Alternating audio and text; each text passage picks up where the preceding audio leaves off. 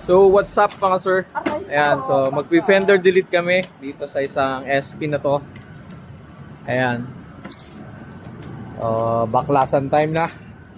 At ang mga kasama natin yung ating si Chief Mechanic Jordan and Moto Cute. Ayan, so yan yung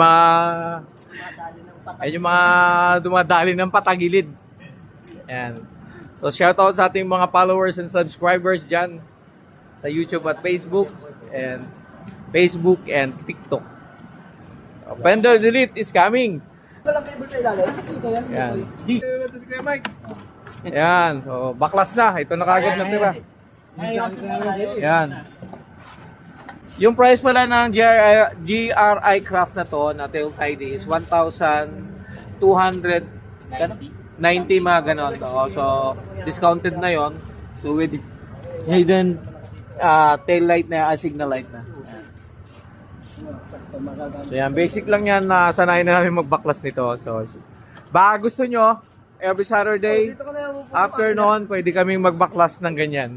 Okay?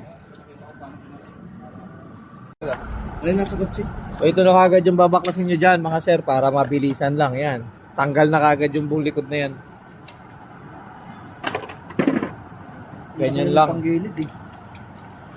Yan, ito na. So, tanggal na. So, make sure lang tatanggalin nyo muna ilalim yung tornilyo dito. Sa ilalim, may tornilyo dyan. Yan, tanggal yan. So, pagka tinanggal nyo na kagad yun dito, mabilisan lang, tanggal na kagad yan. Ito pa. Susungkitin lang yan. Kaya mga sir, nagawa na namin. Tanggal na, putol na rin yung fender. Ito. Yan.